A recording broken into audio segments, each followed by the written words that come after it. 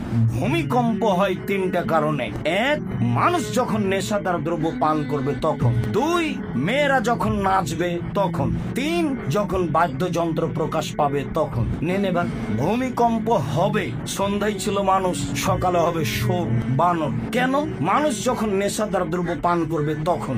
দুই, মেয়েরা যখন নাচবে তখন। তিন, মানুষ যখন বাদ্যযন্ত্র ব্যবহার করবে তখন। সব দোকানে বাজনা বাজে, সব মোবাইলে বাজনা বাজে, সব ঘরে বাজনা বাজে, সব মোবাইলে মেয়ে নাচে, সব দোকানে বাজনা বাজে, মেয়ে নাচে, সব বাড়িতে মেয়ে নাচে। ওখানে তুমি দেখছো, এখানে তোমার বোন দেখে, ওই ঘরে তোমার মা দেখে, এই ঘরে তোমার বাপ দেখে। এই বাড়িটা হচ্ছে বন্যা, জেনার বন্যা, জেনাই শয়লাবে বাড়ি। কি বুঝাতে চাচ্ছ? ভূমিকম্প কঠিন থেকে কঠিন হয়ে যাওয়ার কথা।